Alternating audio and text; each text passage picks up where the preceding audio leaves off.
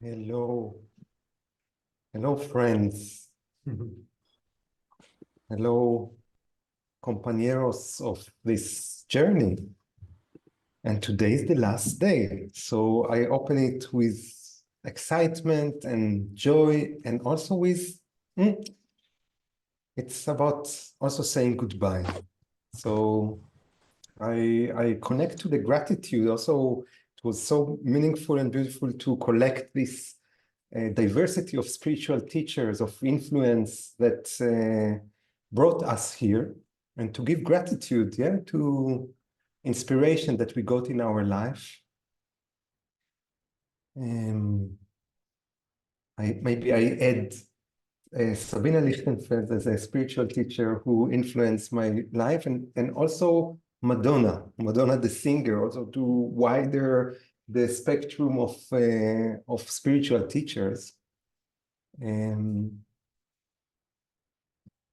today we will open ourselves to the universe, also as a practice of our studying, or of practice of Tamara, of knowing that love and sexuality needs to be embedded in a bigger vessel. But it will also be like a ceremony for us after 6 meetings and going through so many doors and windows and underground and sharings and insights. I hope it will be like a ceremony for us to anchor our insights, to anchor our maybe even decisions for life that we are taking from this course. So may it serve the day after the course, the day that starts today, tomorrow. So welcome, Benjamin.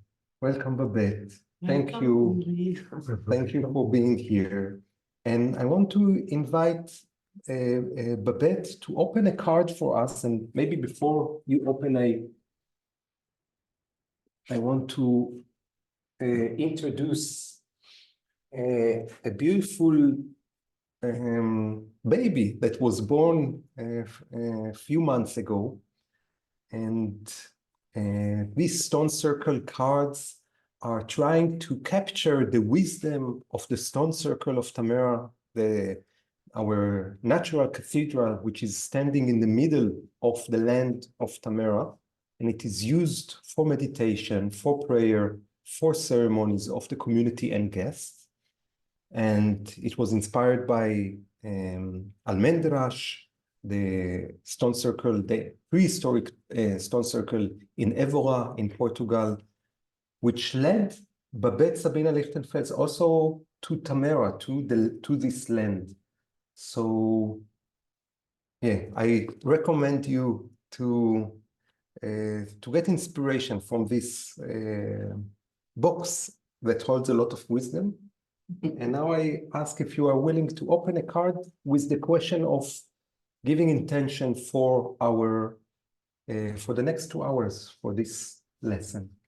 What a task in the beginning. Just I keep all of this here. We have the plan of the whole stone circle.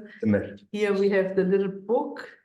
And then there is also a bigger book where we channeled long text about these aspects of a peace community. This is the spiritual background of the stone circle, that we say we can remember who we really are, and by figuring out who we are as an archetype, we can contribute to global peace. This is, in short words, the idea behind this beautiful gift, what is born really new. So normally I prepare much longer, but now we are playful with it. And so I just mix the card, all of them.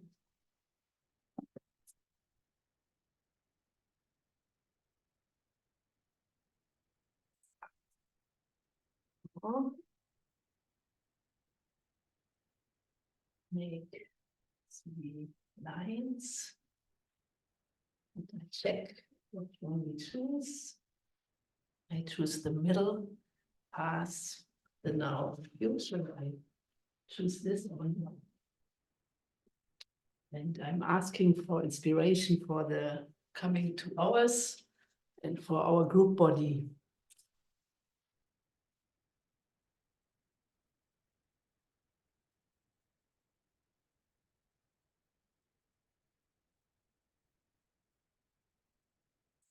Maybe this one.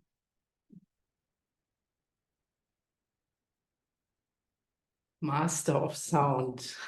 Okay.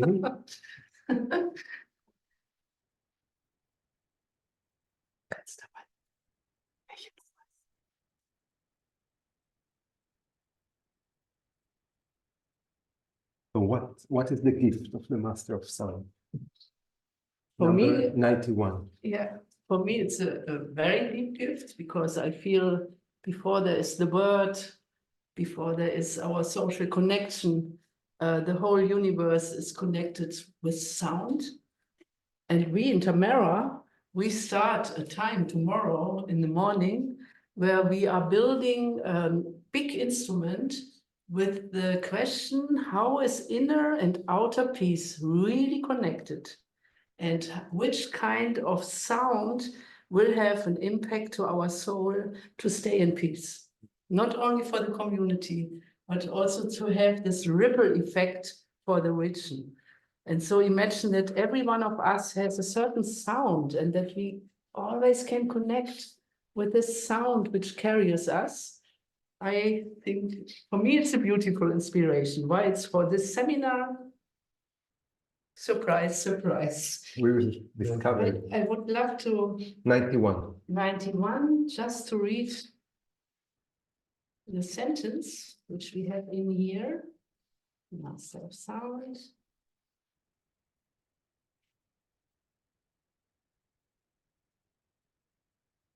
The world is sound. I hold the wisdom of the frequency and vibration of life. I bring music to foster harmony between people and community building. Focus your senses on the wonder of sound. What is your very own tone? Yeah, what I said before. Okay, let's find a frequency which, if we close the seminar, still ripples to our personal surrounding and that we connect with this sound, what we met here together. Yeah. Thank you. Thank you. It's also connected for me to a feeling I had in the end of yesterday's webinar that we as a group are creating a song together, that it started with individuals bringing their issues and listening yesterday to the people and also reading sharings on the platform, on the study platform. I felt there is a common song that is coming from these 6 meetings. So thank you. And also an opportunity to say thank you to Yuval, who is taking care of the very basic, important level of sound. So thank you that our sound is transformed and transferred to you. Thank you, Yuval. And I want to continue with this frequency of asking for inspiration from the universe, and today to start with the video and then to bring the questions. And it's a 4 minutes video bringing a text from Dita Doom, the co-founder of Tamara, and he wrote a book, Sacred Matrix. And in this book, there is one paragraph about what is the sacred matrix, or it's a poetry actually describing what is the sacred matrix. It's a term that we use often in Tamara to talk about the sacred. And we will watch a video with this text and some beautiful images as an inspiration.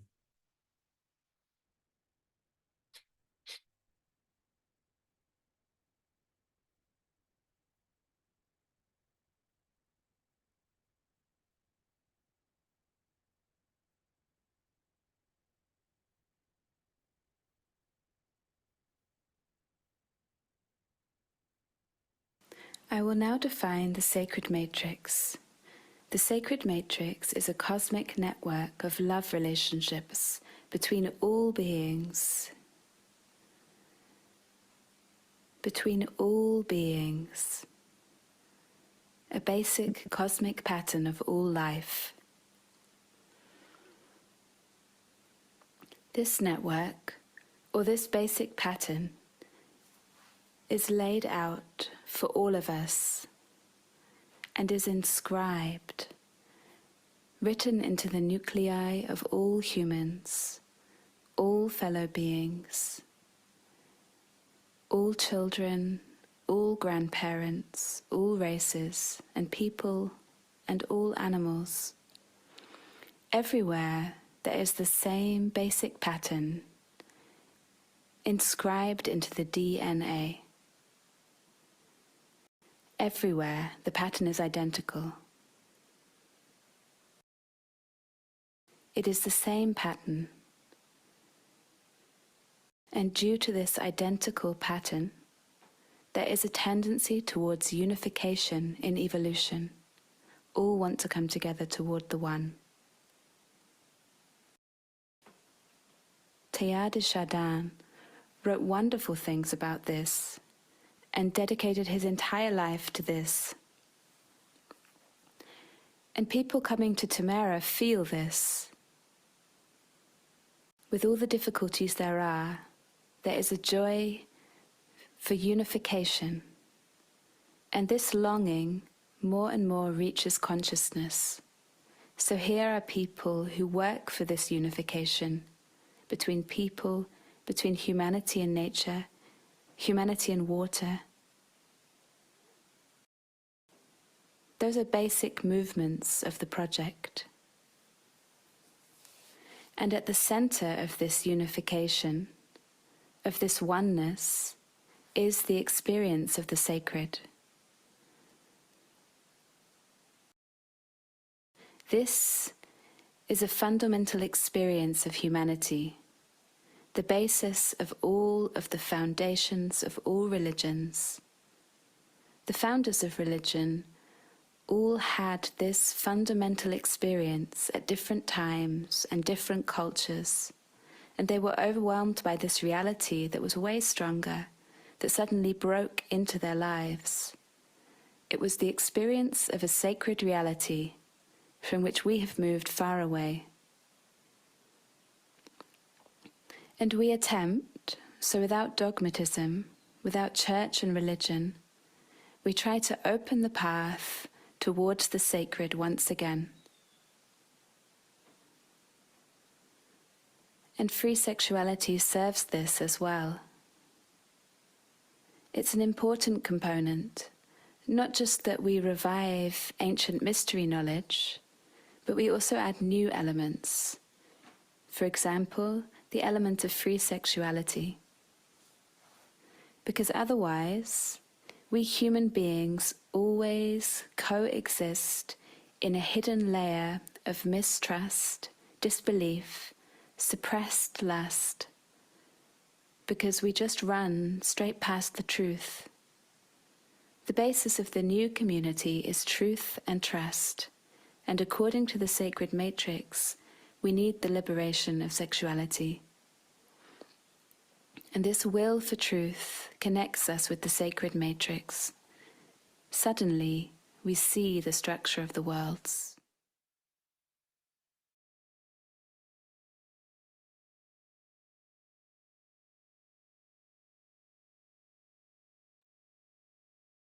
Thank you. One correction, it is not from the book, but it's from a free speech of Dita Doom. Thank you for the for the inspiration, and also some of the photos were bringing the eros to us. I hope it was not too triggering. Maybe I had to prepare us, but I also feel that it's beautiful to share beauty like this, intimate beauty among us. And I want to ask you, Benjamin, instead of asking why free love or love and sexuality is a spiritual thing, I want to ask, how is the way that we live love and sexuality in our life, how is it relevant to the bigger picture of the universe and spirituality? Is it actually important how we live our love in the perspective of the big universe, and can it be a spiritual path? Yeah, thank you. It really is a very different frequency. So I also understand the master of sounds, a card, not because we will sing together or create like a literal sound, but a sound, a frequency. So is it relevant and can it be a spiritual path?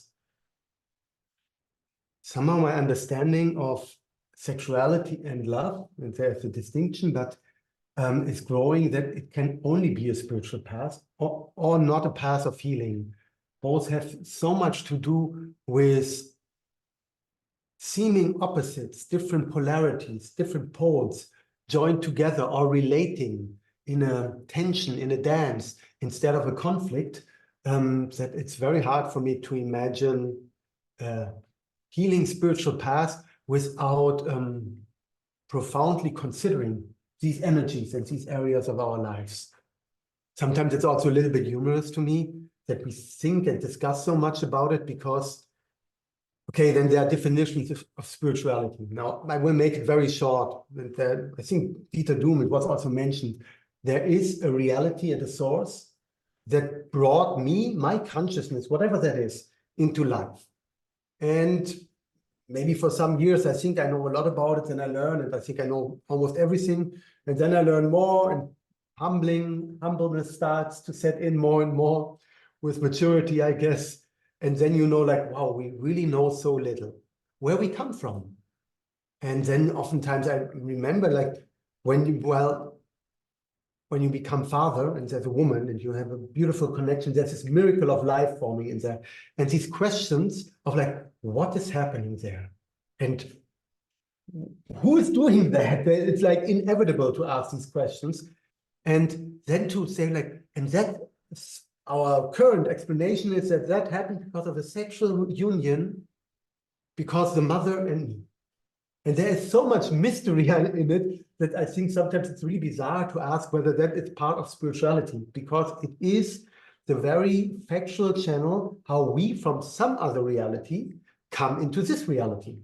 And if I say spirituality, this somehow needs to be part of it because it is the origin of me this lifetime incarnated now. Yeah, so, and then there's even a larger then it comes to worldview. But when you ask how does it, what is it important in the universal context? And I mean, we live on Earth. We live on Earth, we live in matter, we live in an incredible, overwhelming sensual beauty and diversity. And I hope all of us had these moments where we thought like, because of our sensual beauty, I hope we all had that, but this is why I'm here. Just not a conviction, but a moment of just understanding, wow, this is a gift of this earth.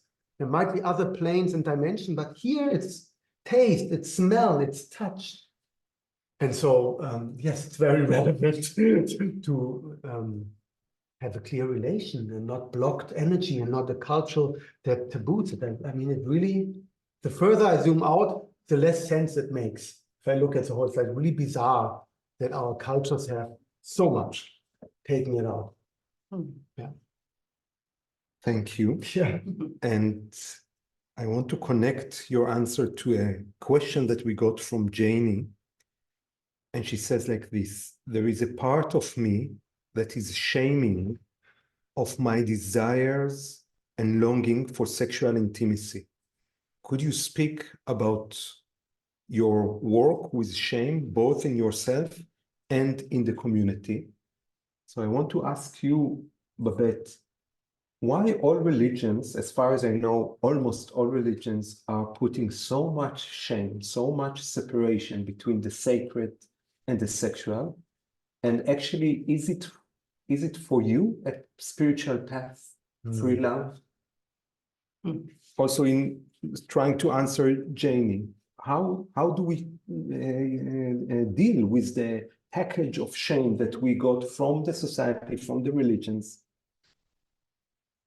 Oh, this question brings me back to a memory before I was in the foundation of this project. When I was very young, the book of Anja Meulenbelt was very popular, and it was the name was "The Shame is Over." Oh. And just to reconnect also to your words, I remember I did not know the word sexuality. When I was very young, I felt this energy flow in my body, and I always had a cushion between my legs, and I was moving with it, and it always brought me to such beautiful thoughts and connection with the divine. And then it was told, this is not good. And this is, I asked, why is it not good? And the adult said, you will be addicted because of this, and you will do it everywhere in the streets. I still remember I was really small. I looked down to the streets. My aunt had me on the window, and I looked down and I thought, she's crazy.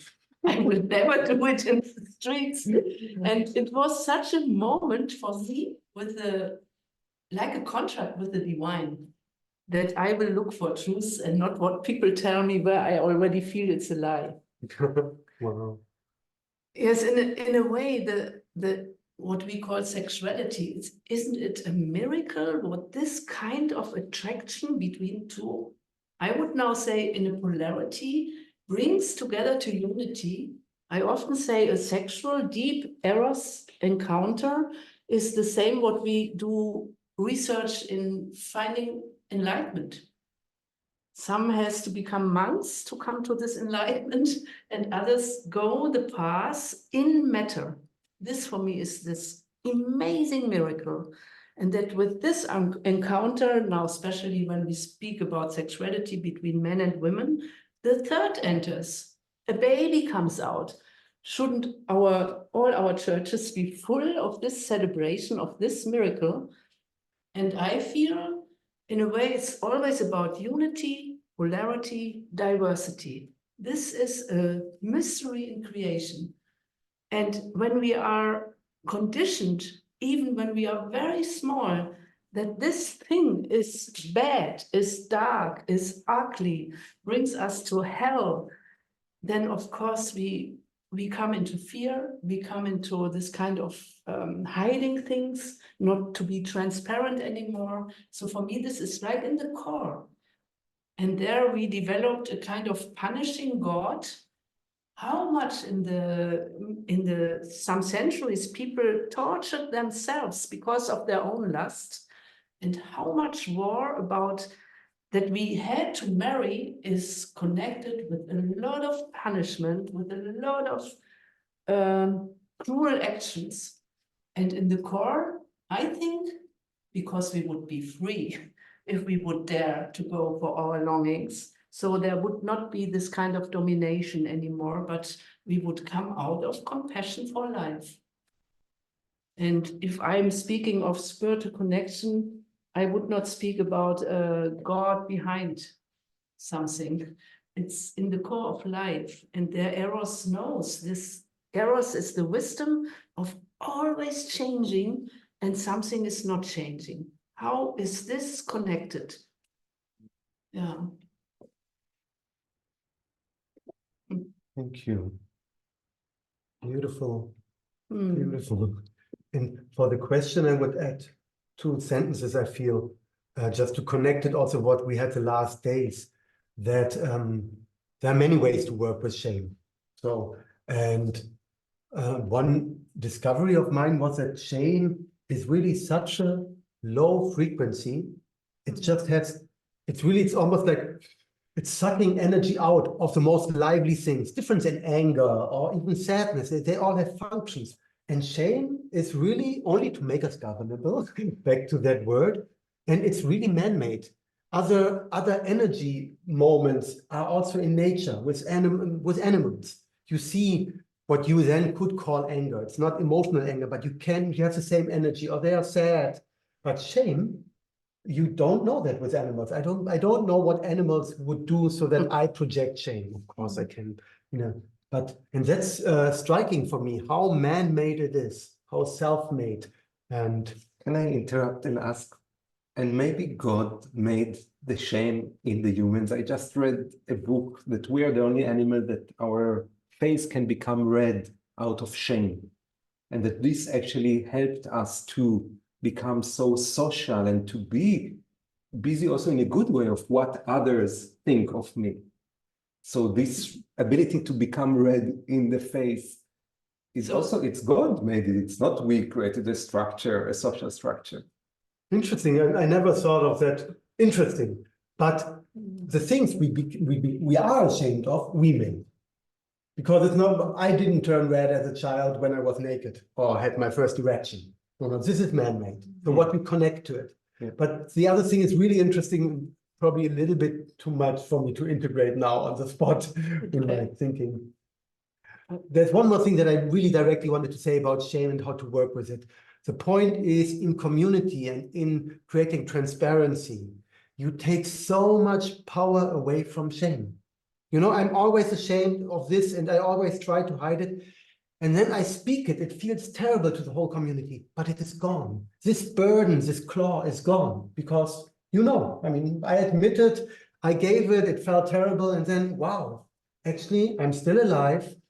You still look at me. So this is really important for me. Transparency as a way to, in a trustful environment, transparency to dismantle, to take the power, the control away from shame.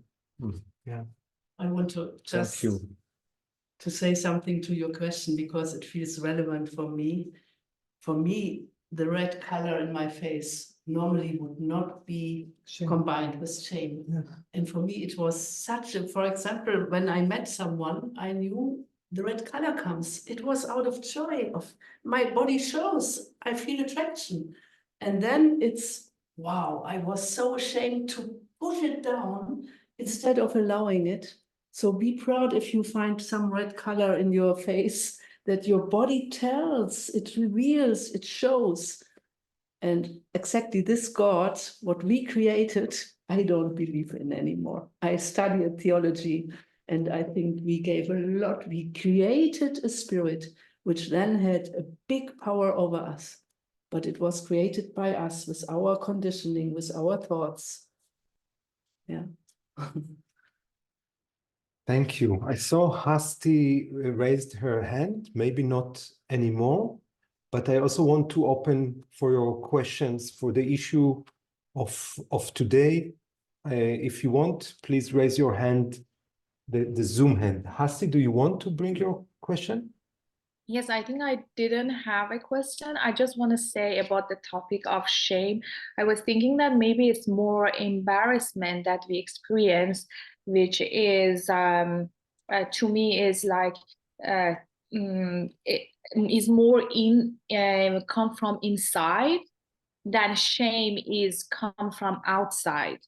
So embarrassment is, to me, also I think it's my question. Embarrassment is something that it's an inner process that I experience, but shame is something that it's been put on me or in me during my experience when since I was born.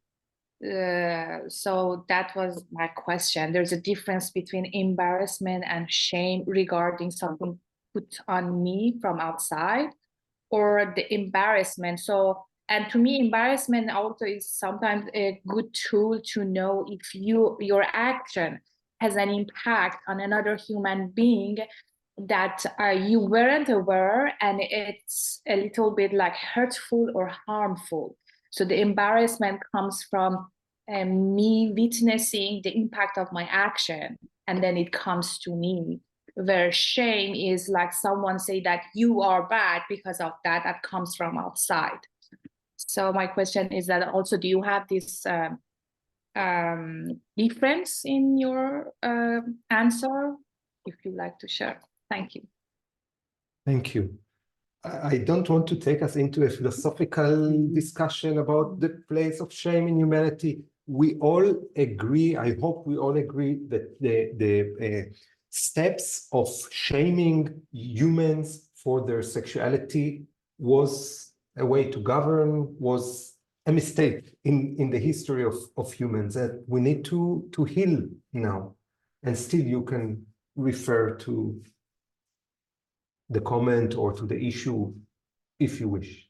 For me, I don't know, I'm not so much in the English wording, but I want to relate again to this story of the Hebrew mythology, where Adam and Eve, they were attracted to each other, and they knew each other. The word for recognizing each other and having sexual encounter was the same word.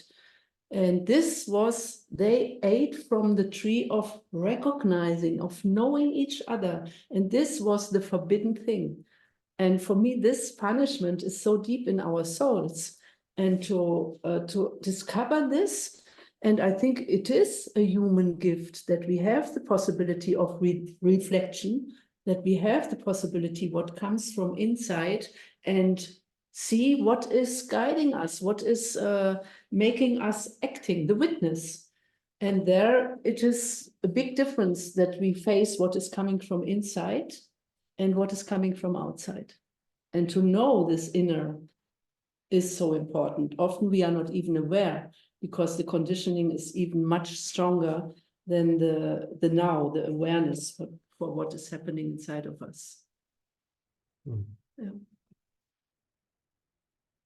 So I hope it was a relation to what you spoke here. Thank you. I want to open the space for Ilana. Thank you. I think this is related and connected. So, but at the risk of being repetitive, can you speak about identifying wounds that come from trauma, whether it's childhood trauma or intergenerational trauma, versus wounds that come from conditioning and social conditioning? I've been thinking a lot about your use of the word conditioning and how hard it feels sometimes to be me in a world where I feel like I'm supposed to be a certain way. And I guess I'm freeing myself to think, well, maybe it's not all trauma. Like maybe it's not all my childhood trauma and my intergenerational trauma. What of this is the conditioning of living in a society that doesn't feel like me? Does it make a difference to differentiate or disaggregate between those two things? I'm curious what you think. Thank you. Thank you. Beautiful question. And I am aware, I'm coming back to the card in the Master of Sounds and the frequency, because I noticed that somehow for a moment, and really nothing against all the resources and the distinction between shame, guilt, embarrassment, and what is from where, but I noticed that I'm surprised because we didn't have that kind of discussion energy. And I actually wonder whether it's connected to the issue. Like what Sabine spoke was so freely spoken about the child who takes a pillow between the legs. And this can trigger embarrassment or discomfort. And one of the ways we deal with it is going to the head and talking, wait a second, and maybe it's not you, but was it really a pillow or was it really? So for me, there was a more discussion coming in than I expected with that issue. And maybe it has to do with our profound conditioning of shame around these issues. Very simple. And I really like Ilana's question. And somehow I say that because I don't want to go too much into distinction of this is conditioning and this is wounding. But I feel that what I spoke or what I felt into when Uri asked us about love and sexuality in the spiritual world, then I noticed that is such a profound, if I let it affect my body, this is such a profound question. Like, where do I come from? Who has created me? What has created me? And then I come to sexuality and it's separated. That's a wound. That is a wound. And then I can call it shame or conditioning. But in a way, I need to feel it. And when I feel it, I say like, I want a culture that is different. It becomes very simple also. And I also, this came to me as a quote that I don't know by the word now, but in the direction of Resmaa Menakem, a beautiful thinker, very much on somatic racial trauma. But he spoke that trauma deconceptualized in the person we might call character. In the family, we might call it family trait. And in people, we call it culture, which is a very massive way to say that a lot of what we call culture is actually conditioning to shield us from a wound. So there's a bridge, Ilana, I try to, where you said it in a way, maybe it is way less personal trauma, that's how my words now, than I usually think, way less personal trauma and much more collective structures, so deeply ingrained collective trauma around our physical existence and how we mate and the sounds, the smells, all of it. Yeah, and then it shows up. Yes, I had that experience as a child. This is how I was in kindergarten and stood there naked all of a sudden and for the first time was ashamed. These are personal memories, but it's so much more collective. Yeah, and for me, that's a sense that is really important to me because then I release some of the guilt, some of the shame, that I always think something is wrong with me. When I say, wow, from that place of wounding, we have created a culture that makes every individual feel ashamed about that. Yeah, I don't know whether that exactly hit your question, but that's what I wanted to say. Yeah, Thank you. Maybe Yes. also to say that for me, it's not so important to how we name it again, but that there is a witness in us and that we come back to the sacred. And for me, sacredness is life itself. And to be able to stay without judgment in awareness. And then I have this witness. And for example, I notice when trauma is there, that the whole body system is in contraction. I feel it in the body. And then I can, if I'm awake enough, I can see which kind of pictures and thoughts are bringing this up to me. And there is something, I think not everybody would agree, but I think that we have a part inside of us which was not heard, which is what I call the higher self. And to this, find the relation. This will guide us through all our trauma, to all our awareness, and to from there looking what kind of health does life wants from us. And for me, this is the deepest research where we are in. And I think evolution is always directed towards healing. Even now, when we are in such a pain, we are confronted with a collective pain body. And are we triggered by fear? Are we triggered by reactions? We have to defend ourselves. I feel as a victim, all of this. Or is there a higher order which we can recognize? And I think, of course, there is an order. Of course, we need social lives. And revolution, for me, means finding the way back to evolution. Finding back how a natural organization of living together wants to be unfolded. Yeah. Revolution reconditioning. Oh. Thank you. I am tempted to stay with some of the topics that were opened here, the trauma, the family, but I see the amount of hands and it's our last day. So we just collect inspiration today and we continue with Kara. Hi, I'm injecting something that might be perceived as intellectual, but it's also very personal. I'm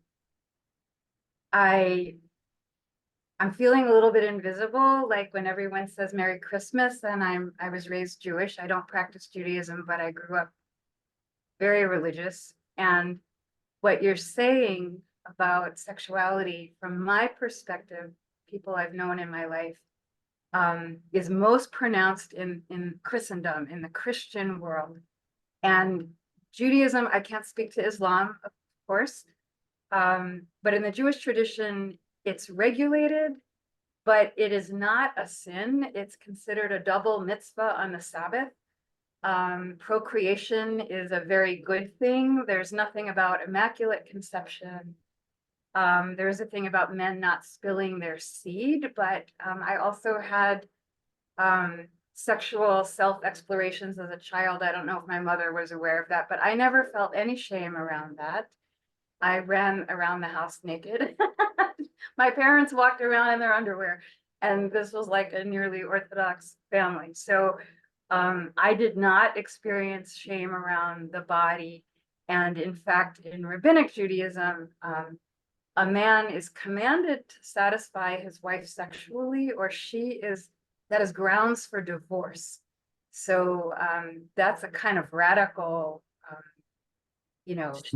position that I think is different. And as well in indigenous communities, again, I don't want to speak for that, but I have a reaction when we start talking about this is man-made or this is human-made, or that all humans experience this, because to me, colonialism and violence and patriarchy, are not universal and certainly not in degree of expression. And I think as Westerners and as people from European cultures, and I'm partly European, that we need to own, the damage that we've inflicted and the damage that has been inflicted on us that we participate in. And I feel myself getting tense and reacting when we're globalizing what feels like a very particular pathology to Europe, to Christendom, and maybe to the Abrahamic traditions entirely. But I just think we need to be nuanced when we make those kind of cultural assessments. So. Thank you. Thank you for the inspiration, the correction, your voice that you brought. Yeah, it reminds me also my home, my Jewish childhood, and my mother kept on saying, shame about sexuality. We know it from Christianity, but we are different. Judaism is different. She was proud about it. And still, as a gay man and as a feminist, I can also say how patriarchal a big part of my raising, of the general culture or the mainstream culture of Judaism. But thank you for bringing also this aspect, which still carries some truth in it. I wouldn't open it as a question, but continue. Yeah, thank you. Important. Yes. Yeah, I will just say that we've had this discussion in the on the computer about, well, we're all indigenous or aren't we indigenous? And there is again, I don't practice Judaism, but there is some element of earth-based traditions in the Jewish, the holiday of trees, and there's a lot, the ram's horn, and there are elements of indigenous earth-based stuff that has survived in kind of a weird marriage with patriarchy. Thank you. Thank you. Thank you. And we are here now. It's the sunset and it's dark and it's raining again. And we invite the sun from Arjuna. Bring us the sun.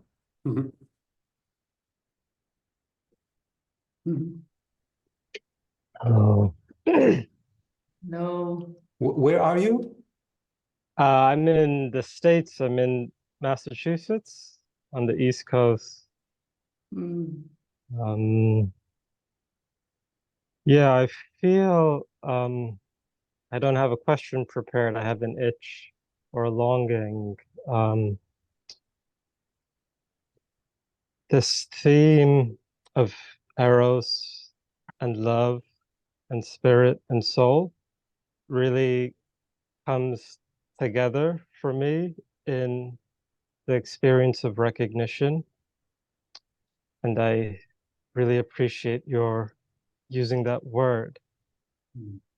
And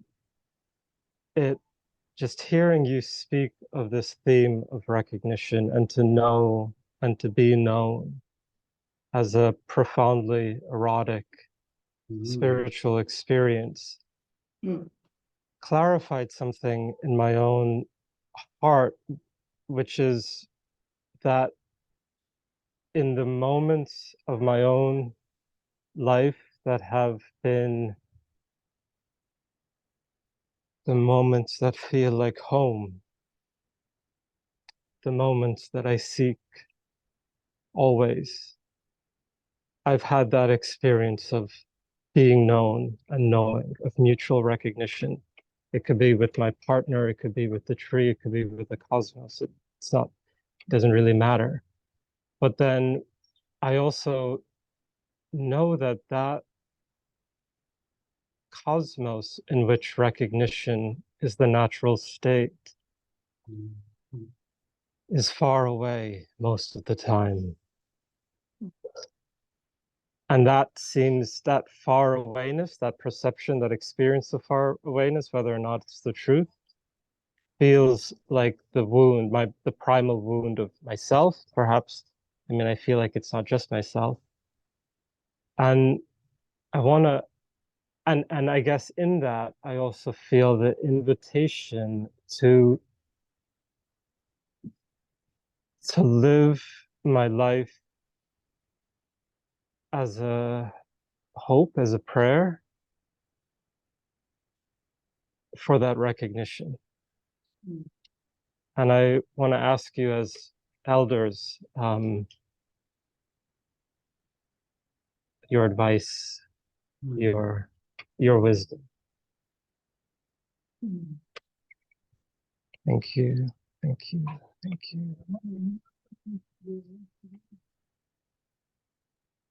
Oh, it's very, very touching to listen to you and to feel the universal awareness, which is rising like a sun from your heart. And in this sense,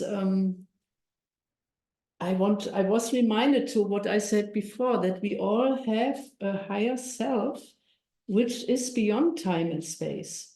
And there is a memory of the divine nature of our being, where we carry a seed of wisdom like a tree carries a seed where the whole wisdom of the tree is already in. And so hearing you, I feel, yes, this is what I mean with the GPS. There is something guiding you, and in this awareness, it will unfold its beauty. And it's also, I feel also often a conditioning that we feel we are so far away from our healthy nature. We have to do so much. It's not enough. And this is all our ego. And it's very powerful. It can always bring us back.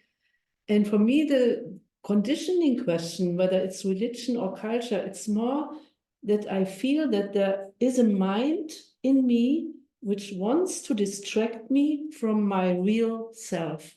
And how you spoke, I feel this is exactly guiding you to your inner prayer, that our life becomes our prayer. So this I felt when you spoke. Thank you.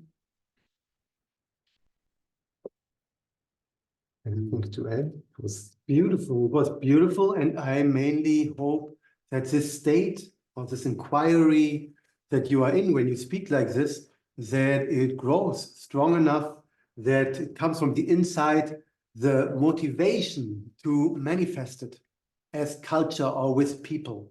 Because I hear that now, it's beautiful, and I hear it very much as a personal experience, as the recognition. And I just hope that you are a companion in making that possible for everybody. I can say that for me, you are a companion, or you help me to overcome separation by asking this question: how to overcome separation? I felt the connection to you through this prayer, and thank you for opening this space for us. And I feel, yeah, we cannot start to answer, so we just collect inspiration. Thank you. So we continue with connection with Laila.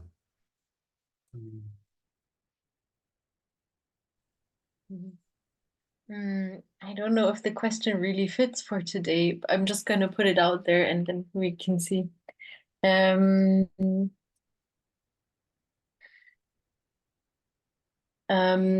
been wondering, sometimes I feel that I speak from a place of knowing something like worldly, when it's about a topic I'm really touched by in my worldly self, like Palestine or gender or something that's really that I also can't run away from, and that's really that I'm called also to explore more deeply.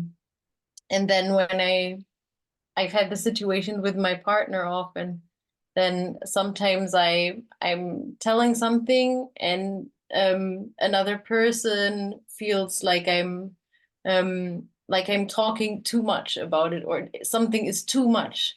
So, and then I'm like, what I feel is this what comes back to me, it feels like it's pressing me down, and it's different for me than if it touches another topic. It's different. I can take things and I'm like, oh yeah, maybe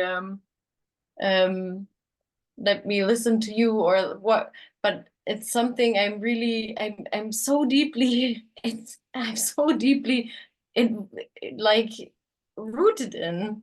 It's like my identity. So and if this mirror comes back like it's too much, I've been wondering, and I feel it now in my belly, it's getting really warm. And in my yoni, everything is like, I'm wondering, like, is this true? Or it confuses me. Is this, and then sometimes I feel, well, this is patriarchy. It's like trying to press me down and make me small so I don't talk. But then I'm wondering how to be with this, because when I say that, this is my feeling, it's like, you can't take this. Like, why can't you take this from me? Why can't you just leave it like this? Or it's my need not to think about it, or like not to think about Palestine, or for a close friend of mine. Like, where do I find the truth in that with being respectful? Because I can't doctor around and change others, but how do I rise in that and find a kind of peaceful place within myself, without being made so small, and still standing up in my truth. Thank you. Yeah. Thank you for bringing yourself here. Yeah. And Yeah, yes, I just, please. while listening, I felt this now is a moment where I would say, look inside of you, you know the answer. You know whether it's too much or not. And there is someone in you, this higher self, which is even in the biggest turbulences in silence. And can we connect with this? Because exactly what you spoke now with too much, this is so typical, the patriarchal pattern of us women. We are always too much. We are always too thick, too thin, too intelligent, too silly, too. This is our conditioning, for example. And if I'm triggered, this part of me is reacting, believing it is me, but it's not me. And then I can watch it. I had a situation today. I had a little crash with my partner, and then tears will come. All of this wants to come, but something behind knows. Something is knowing. There is not a knowing like definition, not from the mind, but on another level. And our learning is to relate quicker and quicker. And then I know sometimes I know, wow, this was really too quick. I was not in contact. And sometimes I know, wow, now they try again. My ego tries again. I am too big. I have to be small to be accepted. And to find this meditation level in our daily practice, I feel life is challenging exactly in this. And so I wish that you dance with your beauty, that you believe in your beauty, and from there find your guidance when to speak and how to speak. Yeah.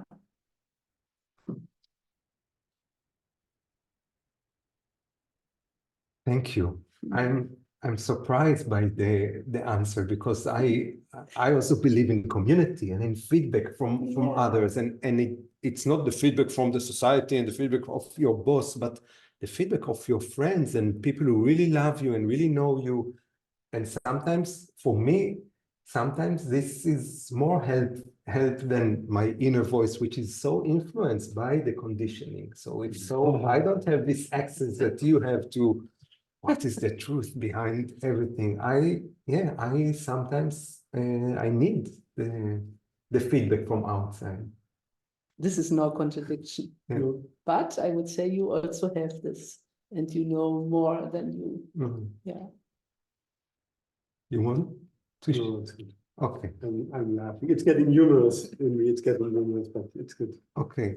Shukran, Laila. Maybe it was important for me to say, because I also told Laila, I'm worried that she doesn't have enough people to support her in her situation as a Palestinian in Germany. So I want to tell you, I want to be a community for you. I want to be supportive. Thank you. Yeah. I already yesterday had the call to invite you to we have a German spoken Jahresgruppe, which is through the whole year where we can connect. And I felt, wow, this would be a space for you. Because to discover this inner truth, I need the mirrors of others. You are fully right. And the embracement of, And maybe actually Yuval can send a link to what Babette just mentioned, for the people who are interested to go deeper with the Stone Circle, to go deeper with the contact with them. Tamara, it's the first time that we offer such a continuous course for 1 year for 96 people. It's only in German, unfortunately, but for the German speakers, please check this offer. Contact with the Stone Circle, with Tamara, and hopefully with your inner voice. Shukran, Laila. Okay, we have many hands and not a lot of time. Maybe we just hear and we don't answer now, but we try to hear lean contributions from, the first one was Keith, I think, if he is still there. Keith Forberg. Ja, mijn naam is Kees. Ja, it's a Dutch name. I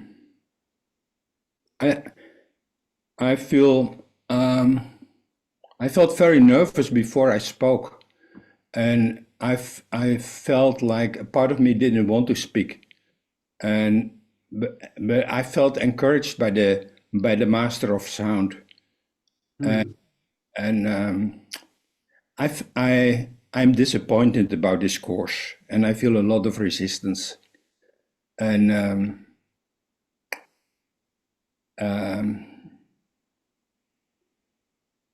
it's so many words, and I feel I was really looking forward to this course, and it felt to me like a first step as a preparation to come to Tamira and visit and spend some time there and learn a lot. And now this morning I thought, maybe I skip this session in the evening.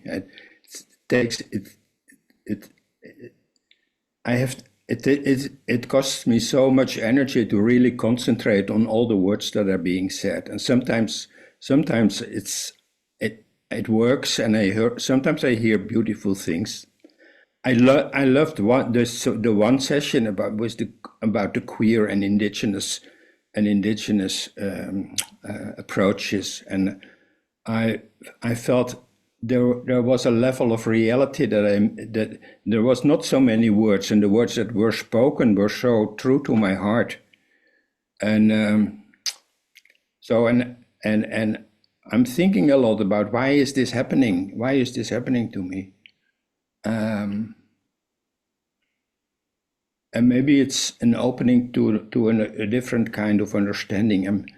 I spoke in the first session. At the end, I gave the feedback that I missed the experiential side, And then in the second session, I came late because my train was delayed, and I heard it later. And I heard that you said, Uri, that you connected your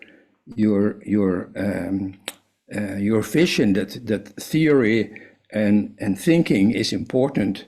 And I felt misunderstood in what I said, because that's not what I said.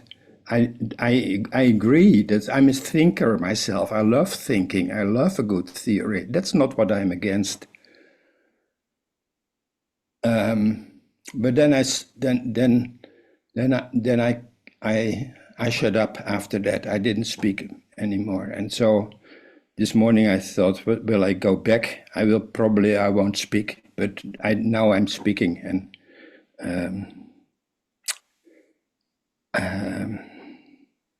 I feel it's important to raise my voice, and I have no question, but I want to say something. I want to say this, and I think I'm finished now. I'm not sure, but I think I'm finished. So thank you for allowing me the space to bring myself in here.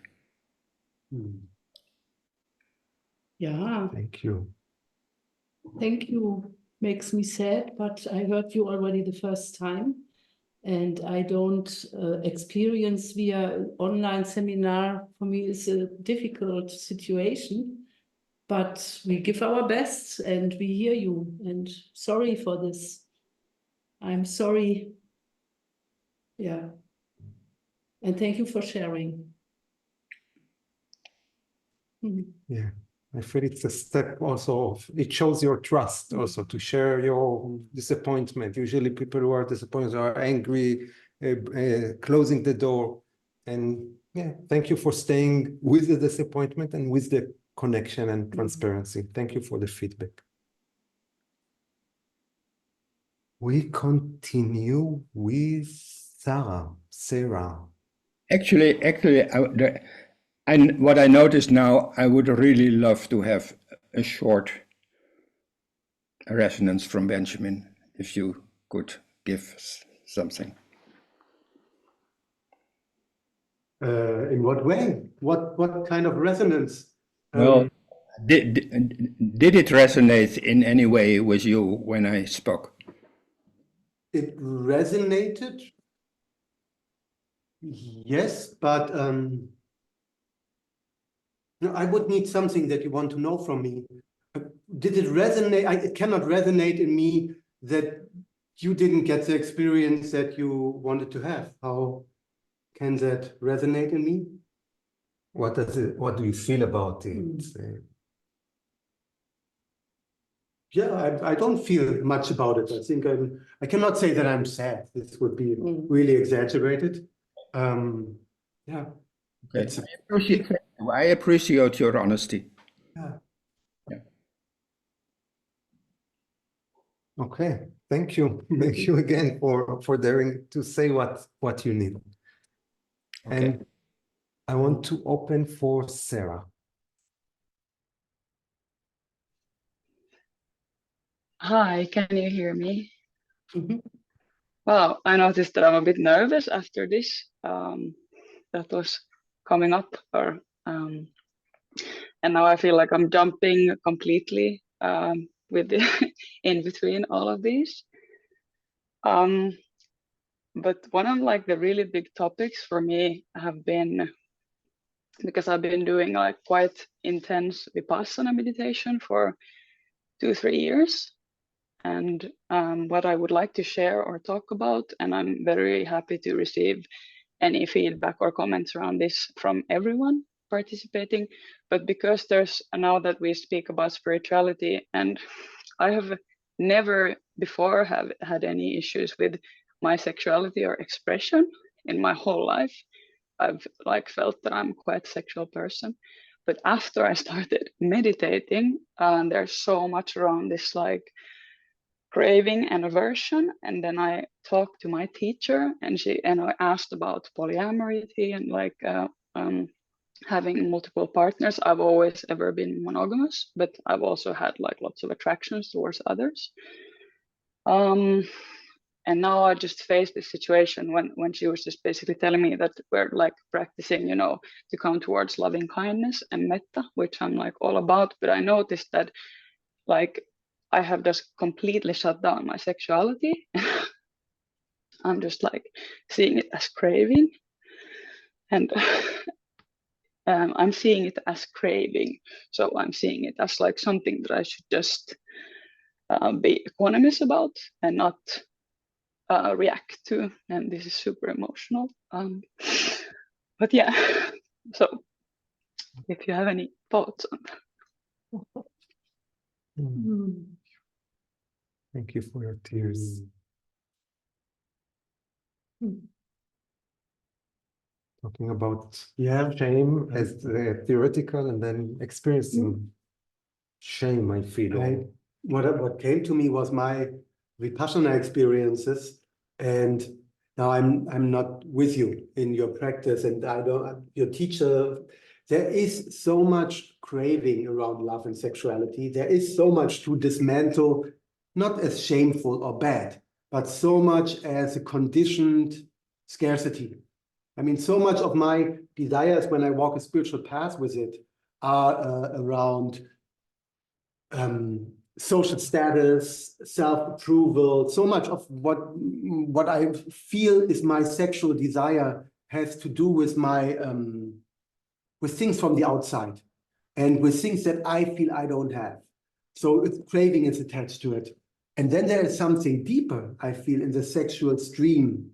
And when we spoke today about sexuality as a spiritual path, it still means, like in Vipassana, to say, like, wait a second, this shame is a condition. This is conditioned. This is not the center. And I hope, and I didn't experience that in Vipassana, that sexuality itself, my sexual core and being, was never put to shame. I mean, basically, you're guided into perceiving sensations. And there is so much to perceive and let go of because of everything we talked about today. And I hope you don't have a meditation guide who says that something is wrong with your sexuality. But yeah. And I remember actually in the first Vipassana, I had such intense and beautiful erotic dreams. Yeah, I just remembered that. And that was with unknown people. It was not with my projected desires to women I desire, but it was such pure erotic dreams. Yeah. Yeah, I just want to say that I feel that you could share in this way and that you felt the emotion directly in your body. I felt that a grief is needed, that you allow the tears to flow and without comments about it, that it is, I mean, always eros is such a big, wide thing. And this was eros expressing through your body. And I feel at the moment it's not so much about contact with others, but that you find your deep, deep self-love to your body and really feel what your cells want to tell you. And from there you will find the guidance. What is your next step? Because it's about you feel hurt and something wants to reach out, very tender, a hand in contact to an opening. And this needs before time with yourself. Make your higher self to your partner and your research and love your body and your beauty, and then healing can take place. Yeah. I want to add, I just want to thank you.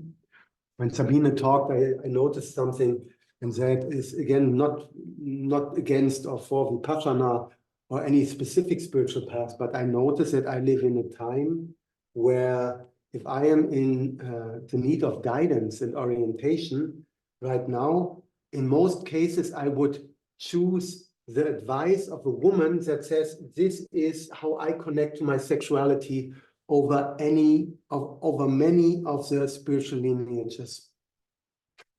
Can you say it again? I live in a time when I look for orientation in a deep way.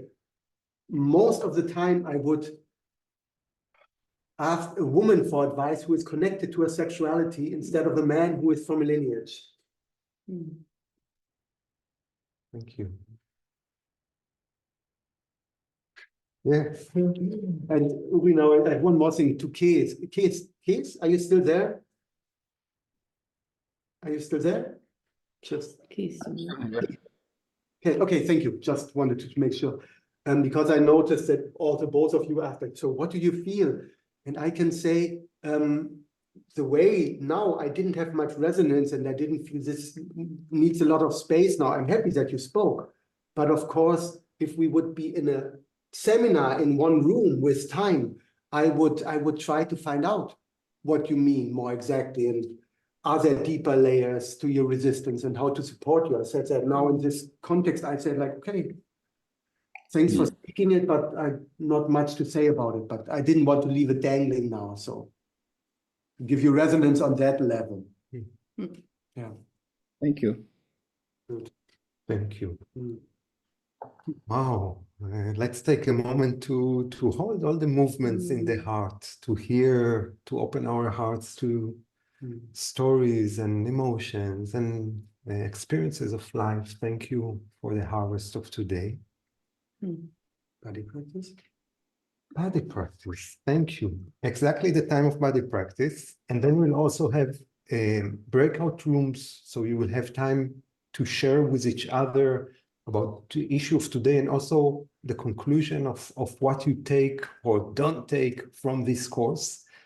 And I ask Jelis and Sophia your permission that you would be the first one to share after the body practice and the breakout rooms. It's good? It's good. Benjamin. Thank you. 2 sentences before the body practices, I do not prepare. I take them from the moment. So today I will jump into something that I haven't done. And they are not necessarily, main intention is not to make us feel good, but make us feel something that we usually don't, just so you know. That's I feel in this course. So I invite us all, this exciting conversation, to close our eyes.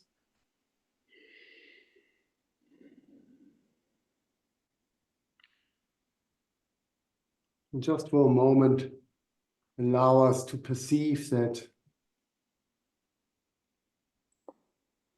when there are hot issues, or when people share in a strong way how I say we are pulled to the outside, pulled to opinions and movements of others, which is beautiful. Part of it is empathy. And now we take a moment to breathe, and as much as we can, come back to our body, ourselves.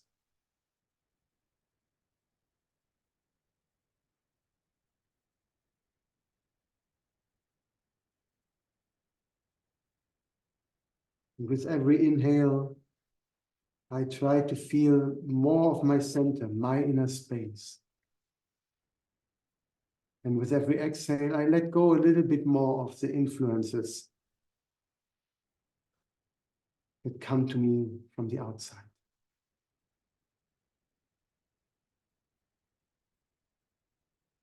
And in my body, I ask you the question, what are you ashamed of in your body? And I ask you to go there for a moment. And it might be many things. It might be a nose that, as Sabine spoke, is too big or too small. The belly, too much or too little. Or we go lower, our genitals.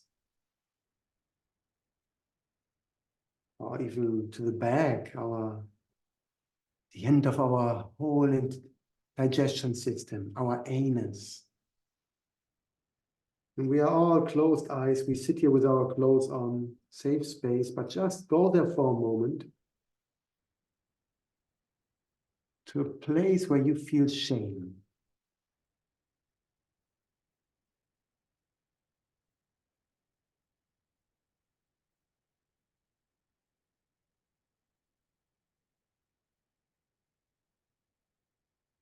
And with the next minute of silence, we just keep breathing and we just try to send our acceptance and maybe even appreciation to that part of our body.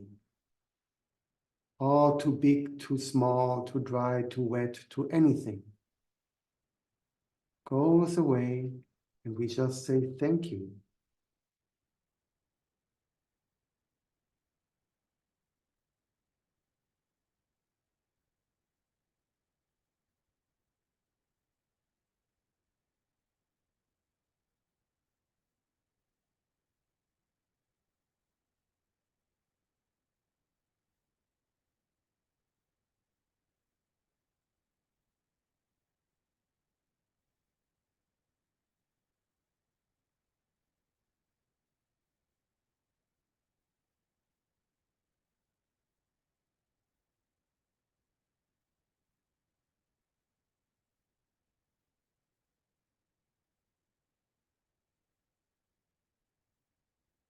Okay, and we take another, with closed eyes, another few deep inhales and exhales and come to our heart space before we reopen our eyes. Maybe we even want to put our hands a moment on the chest, the heart. Yeah, we turn a little bit to the public self. And with a deep inhale, we open our eyes. Here we are, back. Hello. Wherever we traveled. Thank you. Thank you. And may this exercise will open a space of deeper intimacy and daring to see each other in the breakout rooms. I remind that if you don't want to engage in the triplets, you can just step out and back to the main room. And if this on a technological level is not possible, get out of the talk and come back with the same link. So the breakout rooms are for the people who want to engage and see each other. And now we'll have 15 minutes. May we use it in a healing, in a peaceful way. See you soon.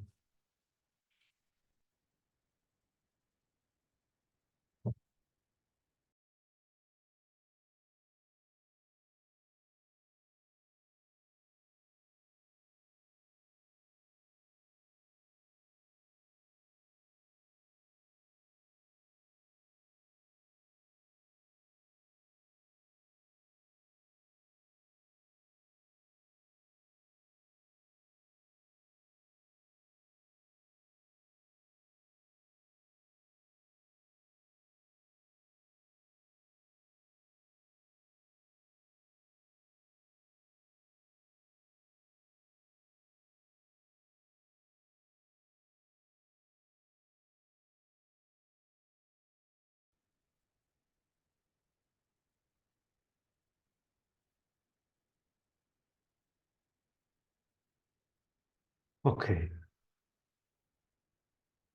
Welcome back. Thank you for this time.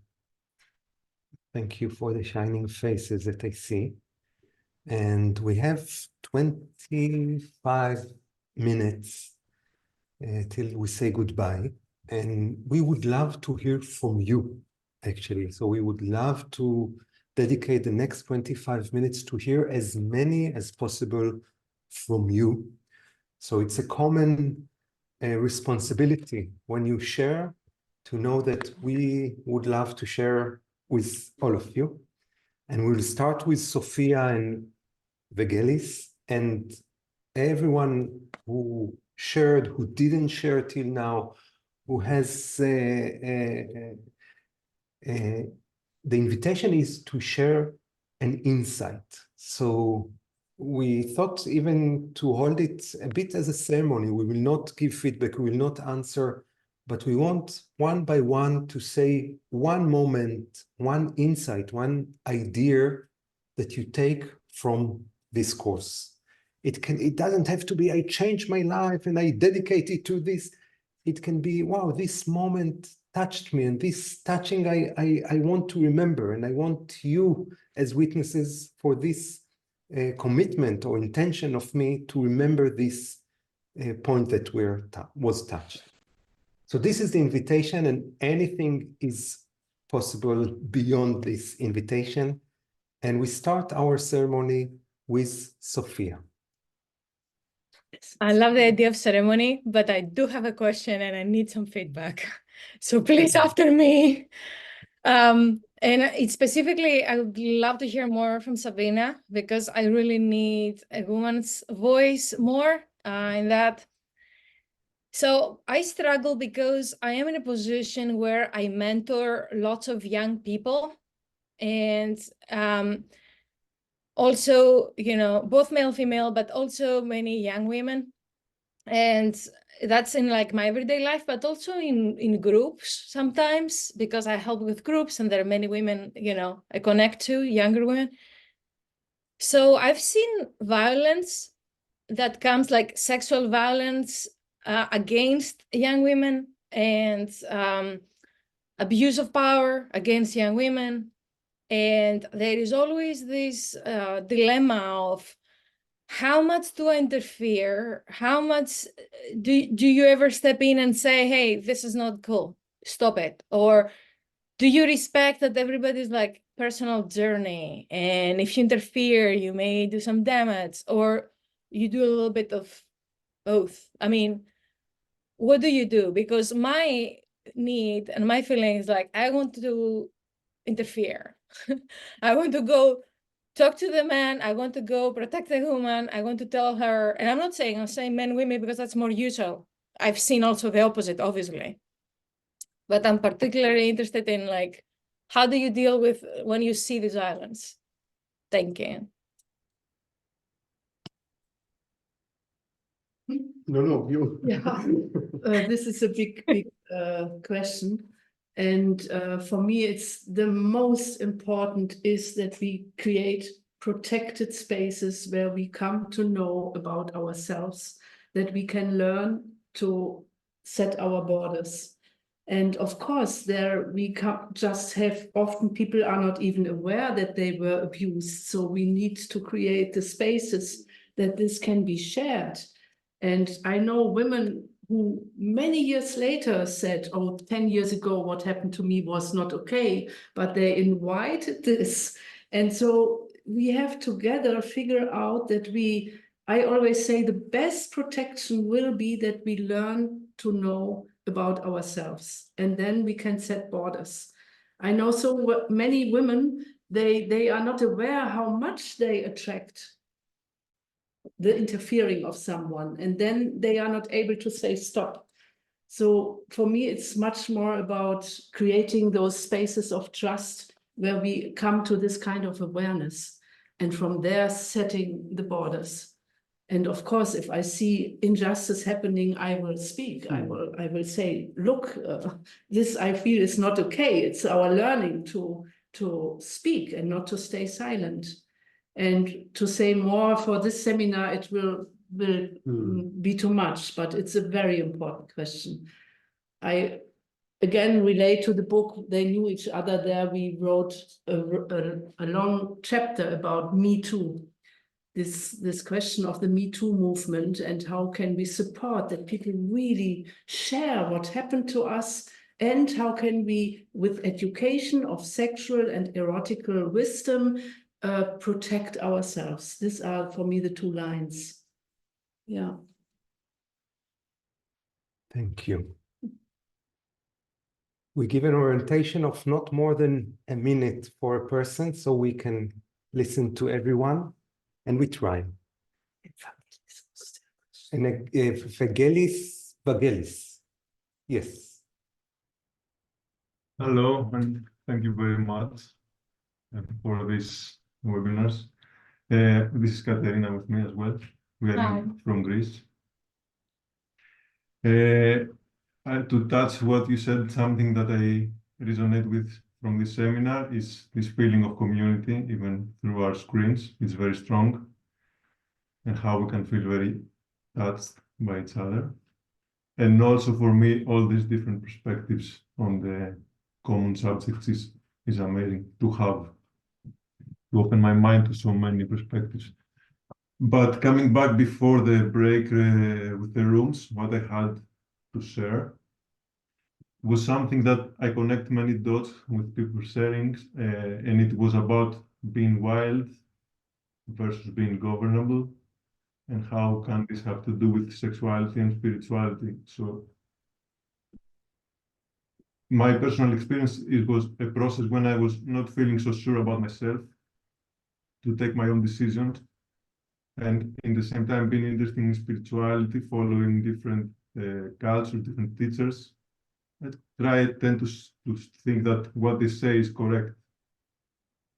But slowly resonating with me, I see, oh, something different is true for me.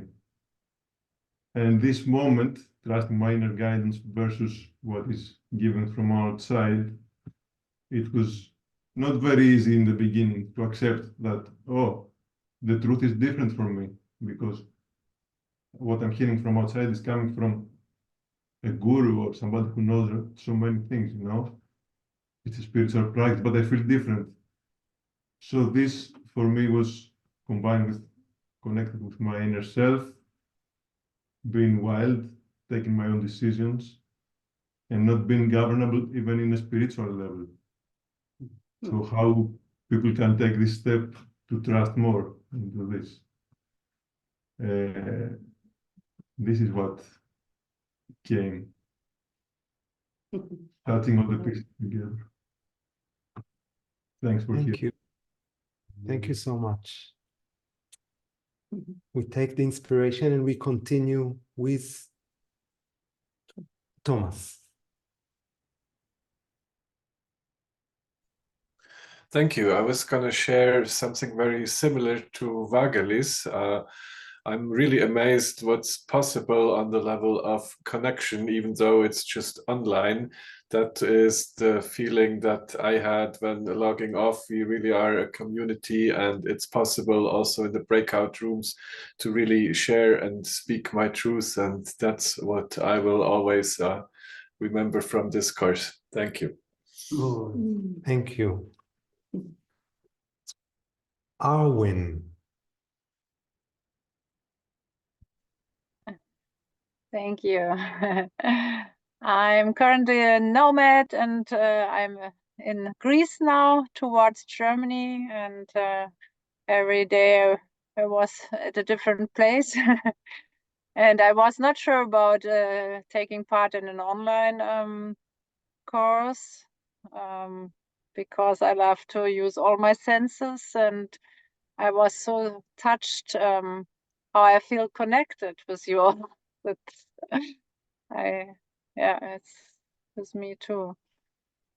The little rooms were too short. I would prefer next time maybe a little bit longer. And what I take, one of most important, I take with me the responsibility as a pioneer, to go in my responsibility, to take my insight out and learn how to express and to invite others to share. And one step will be, and I will be very curious to take part in the 96. So I'm looking forward, and it was both very sudden decisions down there in Peloponnese. There's a vision of a community called Graceful Peace, and the experiences there very different and very deep, and with the changing people.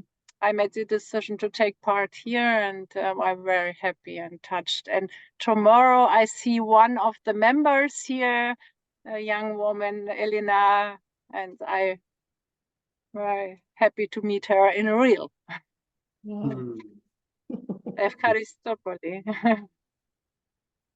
Thank you. Thank you. And I want to remind also that we are very keen to get your feedback, and that there is a space on the platform, on Sutra platform, there is a form that we would be very grateful that if each one of you will take the time to give us feedback. For example, the breakout rooms could be longer, whatever. Yeah, so just for you to know that you don't need to now in 1 minute to give us all the feedback that you do have, and to know that we want to hear it.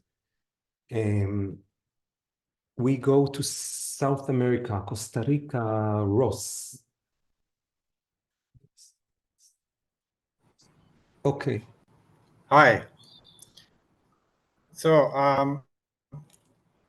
I haven't said much during the course, but what really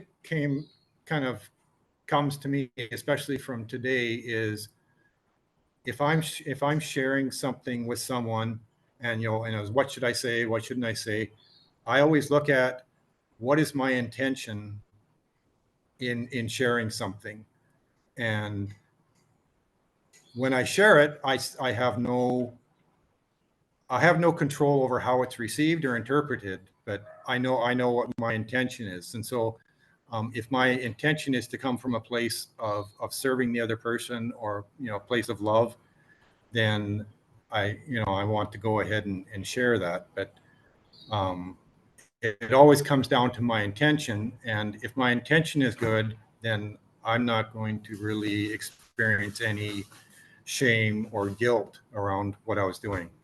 So for me, that's kind of the key part of whether it's one-on-one or whether it's something I'm trying to do, a bigger thing in the world, whether it's with a primary partner or friends or anybody, it's always comes down to intention. So that's the big thing that I really have in me around what we've got from what I've gotten from this course. Thank you.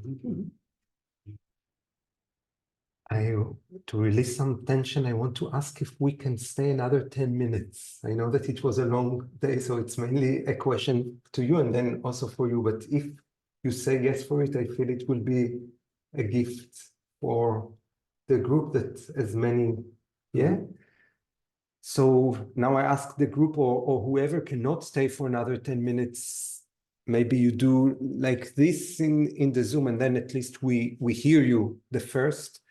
And for now, I will continue, and Yuval will tell me who is the next one. Beverly. Hi, everyone. And I've been traveling during your course, so I haven't heard all the sessions. I couldn't listen while I was on an airplane, but everything that I've been able to take in has been so meaningful. And my last breakout session with Samara gave me an insight that I wanted to share, which is, as a 70-year-old widow, I'm reclaiming my sexuality in a way that is kind of startling for me. And I'm part of a coven of younger witches, and our focus has been on sexuality and power and money during the past year. And the younger members of the coven, I'm the only crone, although some of us don't like the word crone because it implies something that is, I don't know what, that it's contracted, but we're not contracting, we're expanding and curious. And the covenant has a 35-year-old and two 40-somethings and one 50-year-old and one almost 50-year-old. And they look to me to see what it means to be a fully sexual elder. And as a solo person right now, I hope I'm able to model something for them that they've never imagined before. And so that is my greatest insight. And I'm hoping that I will be able to share that in my community at home, which is in the Pacific Northwest. And I'm hoping that I'll be able to learn more from Tamara as time passes about how to do that in every way possible as an artist and writer who is trying to model new ways of navigating this time in the world. And that's my insight. Thank you so much. And I look forward to listening to more. Thank you, Beverly. Wow. Lisa is the next one. Lisa. Yeah, the question is actually for me. It's from August. Let's see. So I've been to Tamara like 5 years ago, and it's been greatly inspiring for me and learned a lot. And again, this webinar, for me, it feels like very important information. And I want to share that as much as I can with the rest of the world. And I want to be able to create community around that and get people together to talk about these things more. And I find it a struggle for me personally around here to find these people, to get them together, to actually organize these things. So I was wondering if maybe you had some direct pointers, some help to be able to start a bit of a movement, basically, based on this vision of Tamara. And yeah, that would be very helpful. Thank you. Thank you. On the study platform, there is a chapter of how to continue. And one of the options, one of the offers that we offer is Terra Nova movement.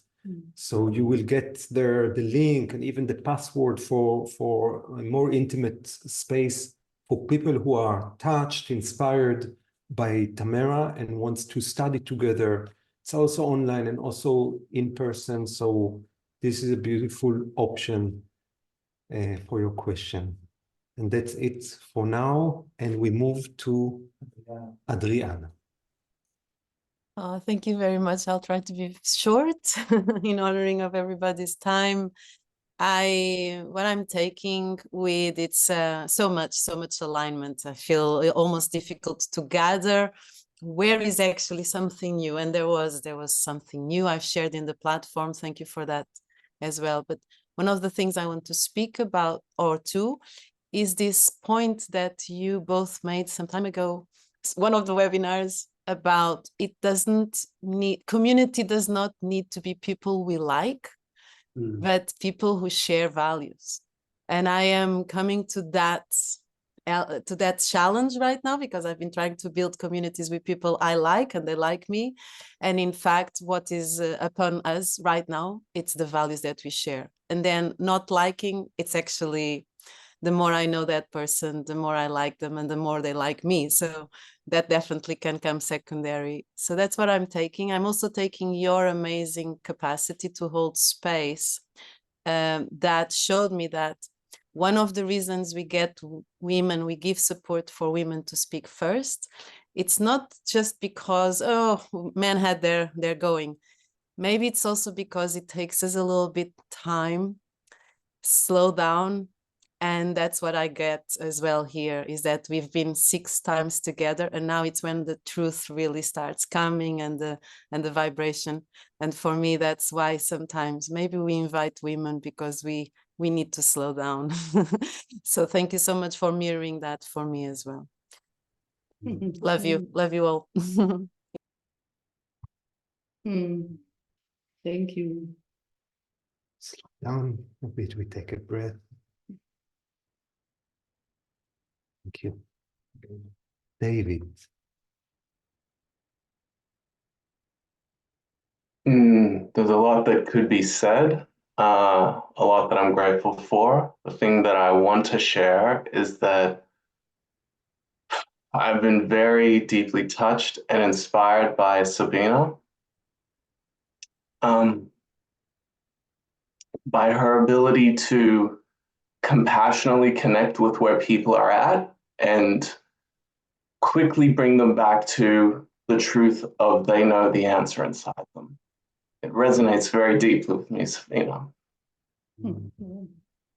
And you've modeled something for me that I'm aiming to take forward and to embody myself. So thank you very much. Thank you. Shao. Thank you very much. This course is very inspiring. I would like to share my love with my partner, Florence. She's not here. We both in this course, and actually she introduced me to this course, and it's yeah, I really enjoyed it. And we are in a long distance love, and now she's in China. It's midnight. She can't join us for this live seminar, but she will watch the record tomorrow.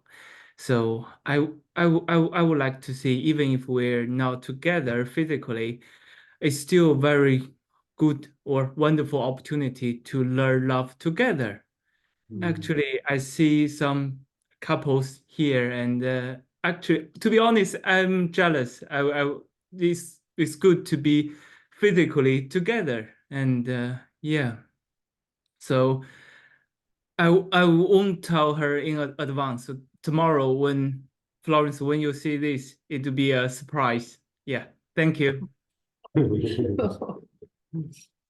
send her our hearts. What a beautiful love declaration, a public gift. Thank you. Mariana.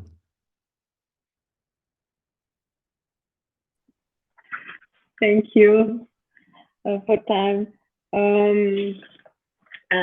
I got huge, that was huge gift for me, this course.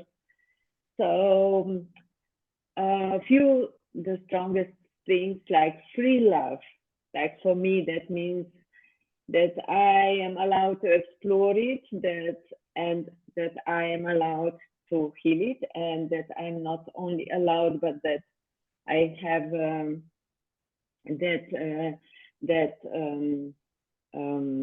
I have responsibility to do it for me and to share it then. And because I have many questions, doubts, that was precious, Sabina reminding always, like, go to your inner knowledge, your inner self, and whatever is the question, you will know. So that means just go for it, explore it, heal it, and then also be responsible with it. And today, something very precious for me was like this, because I am a lot working with refusal from my childhood, and I understood, or I got it like primal refusal, because my parents refused. They refused sexuality. They don't look it. We don't talk about it. It's, you know, it doesn't exist. And I have came through this channel. So that's like first time they negated like this, how I came. You understand this, like primal refusal. So that was like, yeah. So thank you very much, and I look forward to learn in future with you. Thank you, with all my love. Thank you. Thank you. Thank you. Elena is the next one.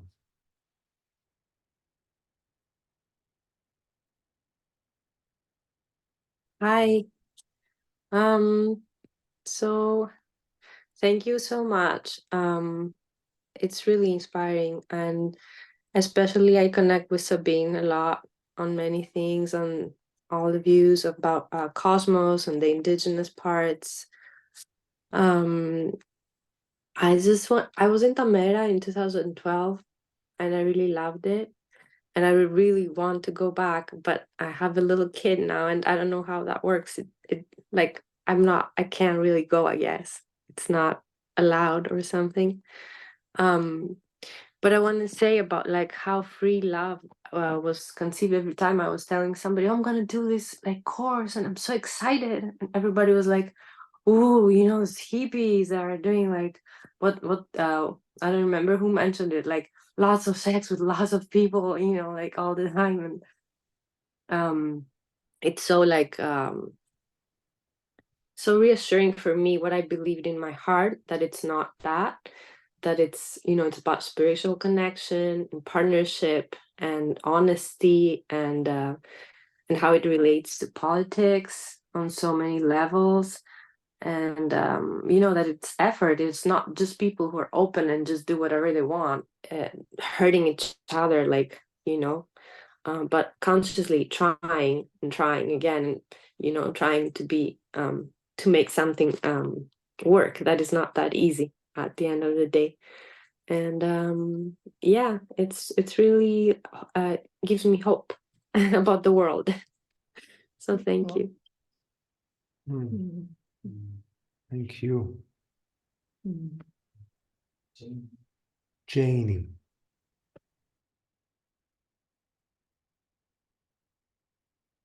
Hello. Oh. Hi.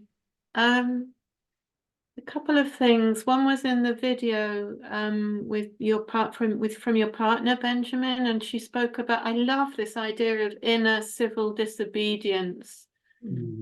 I just thought, oh, that's fantastic. Having been a rebel a lot in my life, but it just and the idea that it's a kind of activism, but also even if it's inner, it has an impact on the world. And then you've really made me think about the relationship between capitalism and love and sexuality, and the whole relationship between the repression of love and eros, and how that manifests in the world. And I've been talking about it to other people, so I've been spreading these new ideas, and yeah, it's been very mind-opening as well as heart-opening for me. So thank you. Thank you. I think in the first or the second webinar, I asked people to write in one word what they feel. And I think Janie wrote irritated. And since then, I have on my mind, was she irritated? Why she was irritated? Is she still with us? And actually today I brought a question from her. I will not open it now because we don't have time, but I want to thank you, Jane, for saying that you were irritated and for staying with the irritation and using it maybe for opening your heart and mind. So it's beautiful to see you and for your feedback. Thank you. We continue. Laila. What I take is how all-encompassing this universal energy is, and that even in the darkest spaces, it has the ability to come and pick us up in our scatteredness and just put us back together in a whole amazingly new and old and shining way. Because I did feel scattered and shattered into pieces before I started.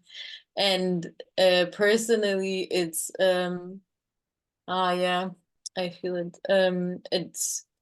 It's giving me a lot of strength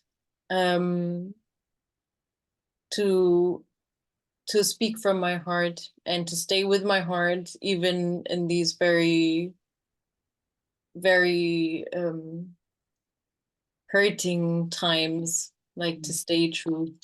Yeah, and I'm so thankful. And even through technology, how this unfolds, it's a crazy miracle to me. Yeah, so thank you. Thank you. Patrick left us. Patrick raised his hand, and this is the second time that he takes this course, and he was so quiet the whole. If you want to share with us, I'm very curious to hear from you, Patrick, from Brazil. Yeah, thank you. I can share. Can you hear me well? Yes. Oh, then I received so much from the course. I mean, I was just like feeling myself in a state of bliss right here, like receiving. Uh, we had this practice with the body, and I just feel like, wow, I'm connected with myself. I feel space inside myself. I feel like my body has this very beautiful territory, and like I can feel more warmth in my body. So yeah, I think a lot of things, but at the same time, I'm grateful for this gift of having this new body and perception, and even like looking to my body, I can relate to my breath. Like I feel like here, and oh, that's quite touching, quite beautiful. We shared this in the room with with people that were in the room. It was just warming to stay there in this room together, to be here with you. So thank you. Thank you for sharing this journey. I really love being here. I really appreciate. Thank you. Obrigado. Great to hear. Thank you. Thank you for the space. Sarah and Raquel, you are the last one, and I invite, if you can, a sentence from each, so we respect the time frame that we took. Sarah. Thank you. I'm taking with me that we need to accept things to be able to change them, and then transparency and witnessing each other. Thank you. Thank you. Thank you. Hello. Okay. Yeah, I just want to say that I'm really grateful for these 6 sessions. I'm really grateful to see you again, Benjamin and Sabine, and to hear you and to feel you. And one thing that touched me very deeply was the humility, that it's very inspiring, and that I take that with me. Thank you so much. Thank you. Thank you very much. What a gift you gave us, each one who shared, and I want to hold also all the others who didn't share. Thank you for your faces. Thank you for being present. Thank you for creating this small magic that small or big magic that we created. I want to remind you that the platform is open for you. So this intimacy, this level of sharing, of seeing each other, you can use the Sutra platform to bring your question. We will be less present there, or with the time, not at all. But for you, especially the networking session, please use it to connect together and to harvest what the energy that we put here together. And I would also add that there is the Ring of Power. You can look for it, where we can meditate together on Monday morning with sunrise. And there is always a film, and once a month is webinar, so we can stay in contact and continuity if we want. And you can find the details in the How to Continue session on the platform. I want to share that I was a bit disappointed to see the resonance for our offer to join the Healing of Love course, an online course that starts in 2 weeks. And please, if you have curiosity, I feel it will be such an opportunity to go deeper and to continue. And a reminder that if money prevents you to register, write us an email and we will allow everyone from this course to get it as on gift level. Healing of Love, I said. Stone Circle. Shao asked, what is the name? Stone Circle, Tamara Stone Circle, and Yuval will send the link. He did. You sent already. Great. What did I forget? Maybe nothing. The poll. Yes, we finished with the tradition poll, and today is a general feedback from 1 to 5 about this course. 1 is terrible, 5 is fantastic, and give us your general feedback, which you will have also opportunity for deeper feedback on the platform, which will be highly appreciated.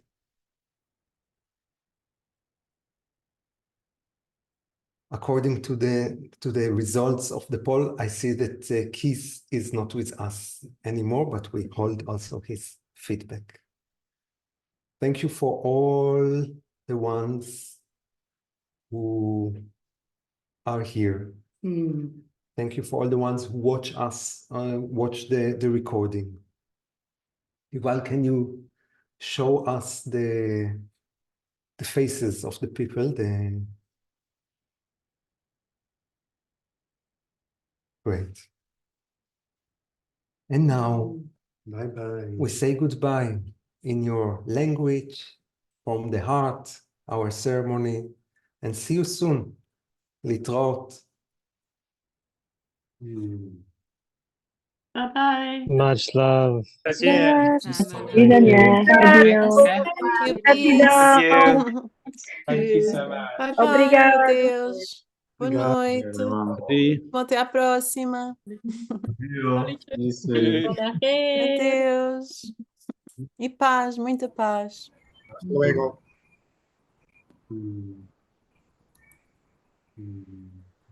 Hi, everyone.